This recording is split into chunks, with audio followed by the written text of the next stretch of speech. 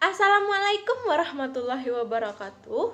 Bertemu lagi dengan saya Siska Afrina, NIM 19005039. Saya dari jurusan Pendidikan Luar Sekolah, Fakultas Ilmu Pendidikan Universitas Negeri Padang. Di sini, saya akan menjelaskan atau melanjutkan materi tentang gaya kepemimpinan dengan mata kuliah Administrasi dan Supervisi Pendidikan. Baiklah, kita akan membahas tentang gaya kepemimpinan atau disebut dengan leadership. Leadership itu secara umum adalah kepemimpinan adalah soal pengambilan keputusan, soal bagaimana satu keputusan yang baik, yang bijak, yang bermanfaat, yang menguntungkan bagi organisasi, bagi perwakilan atau bagi lembaga secara keseluruhan, bukan untuk tujuan personal. Jadi tujuan dari kepemimpinan ini adalah mengembangkan perusahaan, mengembangkan lembaga tersebut. Agar tercapai tujuan tersebut, maka kepemimpinan ini harus bijak, harus bisa mengambil keputusan, baik itu secara logis maupun secara demokratis. Leadership juga berbicara bagaimana mempengaruhi orang lain agar dan bagaimana orang-orang yang ada di bawah kita itu yang menjadi pengikut, yang menjadi karyawan kita, pegawai kita dapat terpengaruh atau mempengaruhi orang-orang yang ada di lembaga secara keseluruhan agar apa? Agar mereka mau mengikuti keseluruhan aturan main maupun mengikuti apa yang kita inginkan sebagai kader atau sebagai pemimpin. Dalam kondisi yang sebenarnya, kadang-kadang kita cenderung menggolongkan seseorang pemimpin itu berdasarkan cara dia memimpin. Dalam konsep atau cara pandang kita mengenai dia. Si pemimpin yang bersangkutan dengan sendirinya, apa seorang mungkin berbeda pendapatnya dengan orang lain. Ini merupakan satu ringkasan dari bagaimana sebenarnya seorang leader atau seorang pemimpin melaksanakan fungsi-fungsi kepemimpinannya, dan bagaimana pada artinya dia melihat bagaimana setiap orang akhirnya melihat ketika dia yang bersangkutan, yang kita nilai sebagai seorang leader, dia berusaha menampilkan atau memimpin atau bagaimana mereka melibatkan kepemimpinannya secara umum. Nah, tapi persoalannya adalah bukankah style itu melekat pada diri seseorang? Kalau memang melekat, apakah memang seseorang yang sangat demokratis, maka stylenya selama dari memimpin, dia akan melakukan kepemimpinannya terhadap seluruh lingkungan lembaganya dengan style yang sama, dengan gaya yang demokrasi atau demokratis, atau memang ada kategori atau ada pemikiran lain bahwa ini bukan persoalan style yang melekat, tapi ini persoalan pilihan tergantung apa. Ini kadang-kadang yang harus kita luruskan, bahwa tidak sekedar melekat style seseorang sehingga style A, maka selama hidupnya dia akan menggunakan style A. Dan jika dia akan memimpin dengan style A, apakah ini merugikan atau justru sebaliknya menguntungkan? Tapi yang jelas secara logika kita berpikir, kalau seseorang leader bertemu dengan karyawannya, orang-orang yang secara umum adalah orang-orang yang pemalas, yang yang skillnya sulit untuk diajak, sulit untuk bekerja sama tim.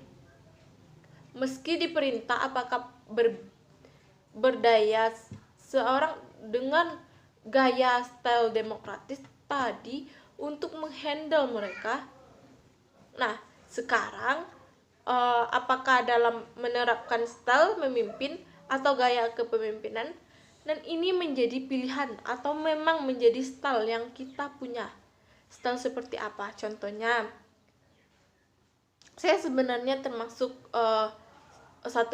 setengah otoriter, tapi di bagian lain sangat demokratis. Jadi berada di tengah itu, ada saatnya sangat otoriter tapi secara umum demokratis. Yang demokratis pikiran saya adalah bahwa menghadapi satu kelompok ketika berhadapan dengan orang-orang, ternyata style itu tidak bisa digunakan dengan apa yang melekat di diri kita. Jadi sangat sulit oleh kita menyatukan satu sisi, tapi ketika bertemu dengan orang-orang, misalnya mahasiswa, kalau di kelas ada satu kelas, dalam prediksi saya dengar otoriter. Saya dalam beberapa pertemuan secara umum, secara garis besar, mereka adalah mahasiswa yang sangat terampil, yang sangat rajin, tahu dengan tanggung jawab, sangat pekerja keras, mau bertanya, bekerja dalam tim, bekerja individu, sangat luar biasa dan optimisnya dan potensialnya. Apakah memungkinkan pada saat menghadapi orang-orang yang luar biasa ini saya tetap menggunakan gaya otoriter atau gaya agak? Nggak mungkin, karena ketika itu saya gunakan pada saat kapan itu saya gunakan, kadang-kadang duduk saya memperhatikan sebagai media cukup handle, menjadi teman atau sahabat untuk berbincang untuk meneruskan sesuatu sampai selesai. Maka pada saat itu sebenarnya demokrasi yang terbaik, tapi ketika bertemu dengan kelas satu lagi diberikan ini sulit, terkait tugas itu susah, harus diperintah, harus diingatkan berkali-kali dalam arahan tersebut. Saya secara garis besar ada kelas yang memang agak sulit, perlu energi yang lebih, maka pada saat itu ternyata demokratis, tidak tepat otoriter, menjadi sangat luar biasa untuk dilaksanakan style yang harus dipilih. Jadi kita harus pandai-pandai memilih style dalam menjadi kepemimpinan, sehingga muncul dalam pikiran yang saya, ternyata yang namanya leadership atau gaya kepemimpinan itu ada dalam penerapannya, bukan melaksanakan apa yang telah menjadi titik tumpu titik kita, tapi memilih atau memilah, menentukan, menganalisis, menyesuaikan style itu dengan siapa, dengan orang-orang atau style dari mereka yang akan kita pimpin. Kalau ternyata mereka dalam konteks A, maka harusnya stylenya kita pilih akan dikombinasikan dengan dia yang melekat pada kita, yang mengendalikan adanya kesesuaian. Itulah gunanya leadership. Jadi keberhasilan dalam gaya leadership akan muncul persoalan baik buruknya gaya. Style itu apapun bentuknya, tidak ada yang jelek, tidak ada yang bagus, semuanya memang mempunyai style, tergantung saat kapan atau pada saat apa atau menghadapi siapa style itu digunakan. Jadi kadang memang sulit, selalu ada yang mengatakan otoriter itu cenderung menyalahkan atau menilai selalu negatif. Orang-orang yang selalu banyak perintah, maunya sendiri, kadang-kadang terlalu kaku, dianggap jelek. Padahal ketika menghadapi orang-orang yang pemalas, yang sedikit perlu energi lebih, yang kadang-kadang perlu diperintah, harus digunakan, harus disuruh dulu, maka otoriterlah paling ada style yang paling tepat, yang dianggap paling bagus. Siapa bilang otoriter jelek? Ketika dia berhadapan dengan orang-orang yang tepat, maka style itu dianggap paling bagus. Sebaliknya, siapa yang menganggap demokrasi itu luar biasa? Ini contohnya saja Indonesia yang dari dahulu kita berkoar-koar Indonesia demokratis. Lihat apa yang terjadi hari ini ketika kita dari leadership kepemimpinan presiden kita peserta pada masa Orde Baru sangat otoriter. Tapi apa yang terjadi saat otoriter? Tapi kelemahan yang lain bahwa tidak mampu melebihi presiden kita sampai sekarang. Kenapa? Karena ditetapkan pada orang-orang yang karakter bangsa Indonesia. Kenapa orang-orang atau pemimpin-pemimpin dengan style otoriter untuk Indonesia terbilang berhasil? Kenapa orang-orang atau pemimpin dengan demokratis yang kita elut-elutkan sebagai style yang luar, atau yang kita bangga-banggakan sebagai style yang luar biasa, yang bagus, tapi ternyata potensialnya atau potret Indonesia tidak berhasil? Silakan analisis kondisi Indonesia yang sekarang terjadi. Maka sebenarnya untuk kepemimpinan itu tidak harus melihat dengan stylenya, tetapi bagaimana cara menggunakan style otoriter tersebut dan bagaimana cara menggunakan style demokratis tersebut. Secara demokratis secara umum terlihat dari luar, tapi sebenarnya otoriter di dalam. Kita tidak lihat dari sisi politiknya, kita bahas dari sisi leadershipnya.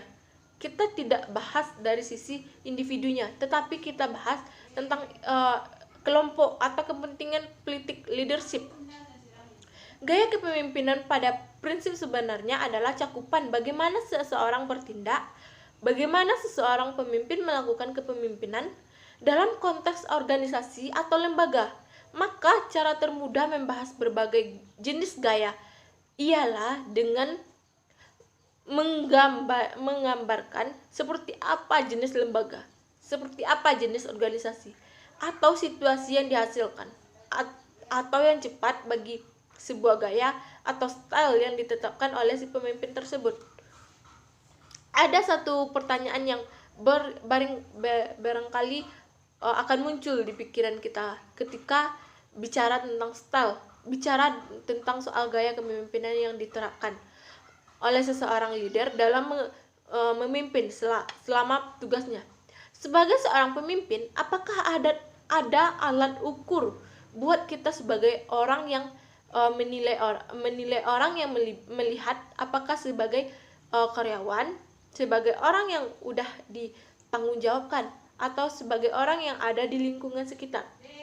Untuk mengukur gaya kepemimpinan seorang adalah indikator tertentu yang bisa kita manfaatkan, yang bisa kita gunakan seperti apa gaya kepemimpinan yang kita lakukan dan apa gaya kepemimpinan mereka. Nah, gitu ketemu dengan satu segmen yang dijelaskan oleh Kipser. Minimal menurut Kipser itu ada 5 alat ukur atau indikator yang bisa kita manfaatkan untuk mengukur gaya kepemimpinan seseorang. Yang pertama adalah karisma. Karisma itu adalah seseorang pemimpin itu sangat mempengaruhi akan terlaksananya atau perintah atau aturan yang akan diikuti oleh bawahannya. Pengaruh orang yang bersangkutan mempengaruhi bawahan, mempengaruhi seluruh karyawan untuk berbuat dan berperilaku sesuai dengan keinginan pemimpin. Sehingga seperti apa yang kita mau, sebagai seorang pemimpin, karisma ini kadang-kadang memang sulit diukur dalam konteks fisik, tetapi karisma yang muncul dari dalam memang tidak semua orang yang memiliki. Artinya adalah daya pikat, daya tarik yang membuat seseorang, apakah secara fisik, secara batin, tanpa dia sadari atau tanpa dia sadari sendiri, muncul kesegaran, selalu ingin mendengarkan seperti soal tugas, kesempurnaan yang kita lihat pada seseorang. Kayaknya keren banget gitu. Misalnya Soekarno itu memiliki, dari tampilannya sangat memiliki karisma. Siapa lagi pemimpin yang Anda lihat, yang kita kenal, yang kita rasakan di lingkungan kita, yang memiliki karisma. Karisma kadang-kadang tidak hanya orang yang kita pimpin dalam konteks secara umum. Tidak hanya orang yang mengikuti kita, tetapi lawan. Tidak hanya lawan, termaksud kawan. Kadang-kadang hanya mau mendengarkan, mau mengikuti, tapi tidak mau mengikuti yang kita sampaikan. Yang kedua, melalui pengaruh ideal. Seseorang pemimpin yang baik seharusnya sewajarnya mampu mempengaruhi atau memberikan pengaruh positif bagi keseluruhan bawahannya. Maksud dari pengaruh ideal ini berarti pengaruh yang sangat baik, karena kita adalah model bagi orang-orang yang kita pimpin. Artinya gini, kalau ini yang membuat orang lain menjadi disiplin, maka kita harus menjadi orang yang disiplin terlebih dahulu. Kita menunjukkan rasa disiplin terlebih dahulu, baru kita menyuruh, baru mereka mengikuti. Mulai dari diri kita sendiri, baru diikuti. Memberikan pengaruh positif pada bawahan, menjadi perubahan. Mengapa perubahan? Orang biasa telat, lambat laut, apakah karena terpaksa atau tidak, maka akan muncul kesegaran dalam dirinya. Dia akan sadar akan kesalahan itu. Yang ketiga adalah konsep. Dalam konsep ini, dalam konsep inspirator ini, kepemimpinan harus memiliki kemampuan untuk menjadi sumber inspirasi bagi bawahannya. Setidaknya bawahan memiliki inisiatif agar dapat berkembang dari memiliki kemampuan seperti yang diinginkan oleh pemimpinnya. Maka syarat menjadi pemimpin yang baik ini kalau harus jauh lebih baik atau memiliki skill di atas bawahannya. Jadi, memilih pemimpin yang terbaik adalah dengan cara melihat seberapa banyak nilai baik yang kita bisa ambil dari perilaku baik yang bisa kita tarik dari yang bersangkutan, yang bisa kita lihat dari bersangkutan. Semakin banyak nilai-nilai positif yang bisa diambil, maka mungkin dia akan menjadi seseorang pemimpin yang baik. Yang keempat adalah inteligensi stimulasi. Adanya kemampuan secara intelektual dari seseorang pemimpin tersebut. Dari ini sebenarnya akan dapat menuntun bahwanya membimbing bawahan itu untuk menjadi lebih maju, berpikiran kreatif, berpikiran positif, serta mampu melakukan motivasi dan memiliki kreativitas yang tinggi atau berkembang lebih maju. Kenapa? Intelektual stimulasi ini memberikan stimulus terhadap intelektualitas. Maka salah satu syarat bagi seseorang pemimpin harus pintar, cerdas, memiliki visi dan misi yang luar biasa. Karena bagaimana dia akan menjadi stimulasi atau contoh bagi orang lain intelektual stimulusnya, ketika dia sendiri tidak memiliki kapasitas kemampuan yang kognitif yang lebih baik dibandingkan dengan orang lain yang dipimpinnya. Maka muncul Gibson, manusia di muka bumi ini tidak ada yang bodoh, tapi manusia malas banyak. Malas bercerita, malas membaca, malas mendengarkan, dan malas untuk mengambil eksperimen dari orang lain atau contoh kehidupan dari orang lain. Sehingga apa? Kemampuan seseorang itu terbatas. Jadi, jika orang itu banyak malas, jika orang itu tidak mau berkembang, maka otak dan pikirannya itu juga tidak mau berkembang dan tidak kreatif. Selanjutnya, kita harus perhatikan individu. Artinya, perhatikan dari seseorang pemimpin pada bawahannya, karena individual kadang-kadang diperlukan ya, tapi banyak mustahil. Saya akan memperhatikan one by one. Kadang-kadang diperlukan Anda tinggal diperlukan. Kadang kita tinggal melihat siapa yang perlu. Kadang-kadang untuk mendapatkan perhatian itu, apakah karyawan terbaik? Kadang untuk mendapatkan perhatian itu karyawan terbaik, apakah karyawan bermasalah? Sehingga perlu sentuhan personal, bahwa Anda memperhatikan mereka dan dapat sentuhan ini untuk menghasilkan pengaruh positif pada bawahan tersebut, untuk bisa mengikuti aturan yang kita buat. Selanjutnya, jenis-jenis gaya kepemimpinan.